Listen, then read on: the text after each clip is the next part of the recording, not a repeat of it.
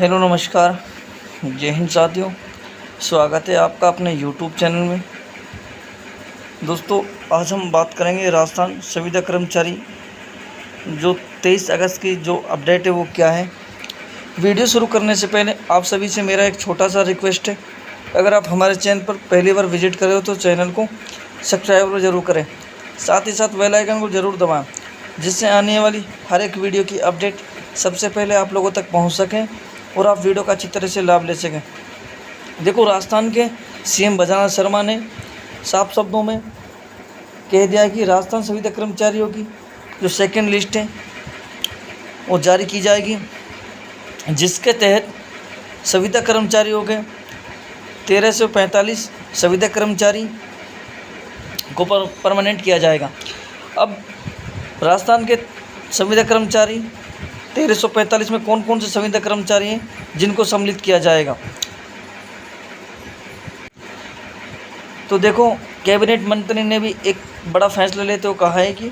राजस्थान के अंतर्गत संविदा कर्मचारी को परमानेंट किया जाए। अगर हम 2023 की अगर बात की जाए तो अशोक गहलोत के टाइम 700 कुछ संविदा कर्मचारियों को जो परमानेंट किया गया था, लेकिन उन्हें ज्वाइनिंग नहीं दी गई थी,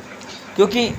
जो अन्य संविदा कर्मचारी हैं उन्होंने ऑब्जेक्शन उठाया, क्योंकि वे ऐसे संविदा कर्मचारी थे जिनको नियमित रूप से संविदा स्तर पर कार्य करते हुए जो सेवा अवधि है वो 5 वर्ष पूर्ण नहीं हो, जो 5 वर्ष की अवधि है वो पूर्ण नहीं कर कंप्लीट नहीं की गई थी, लेकिन जब भी उन्हें परमानेंट कर दिया गया था। इसके तहत अन्य संविदा कर्मचारियों ने ऑब्जेक्शन उठाते हुए इसको खारिज कर दिया गया।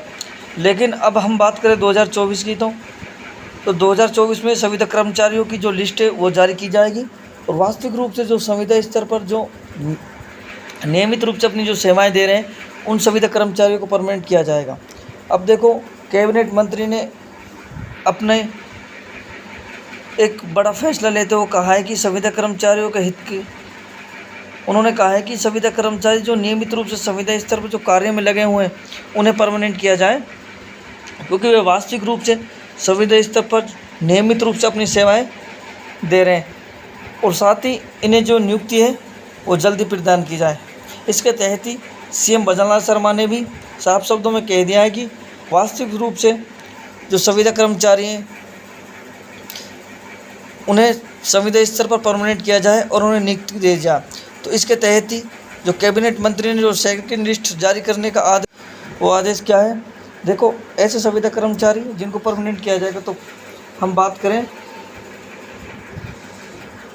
270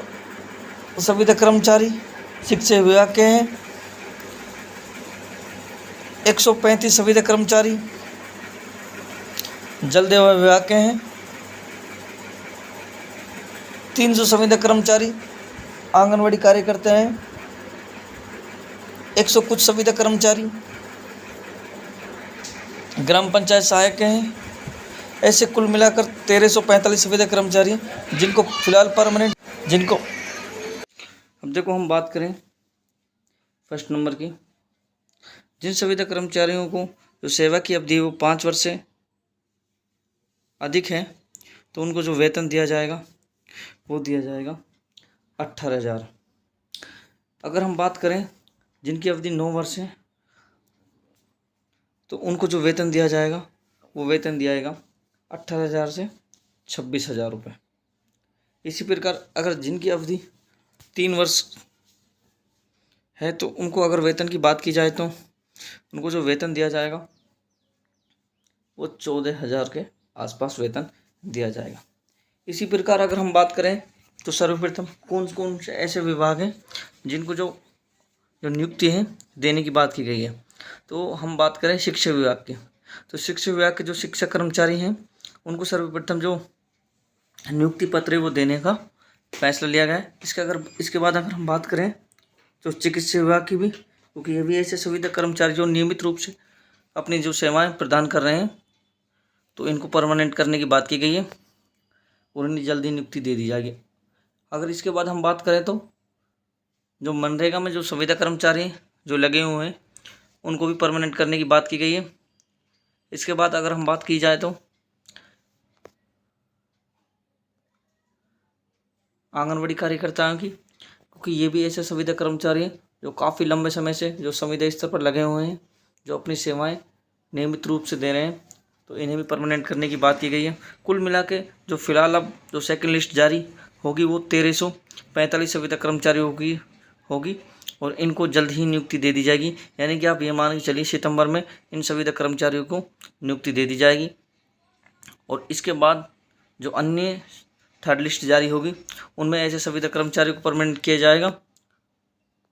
जो वास्तविक रूप से संविदा स्तर पर जो अपनी सेवाएं प्रदान कर रहे हैं, उनको सेकंड लिस्ट के अंदर, थर्ड लिस्ट के अंदर शामिल किया जाएगा। अब तक के लिए इतना ही, मिलते हैं नेक्स्ट वीडियो में। जय हिंद।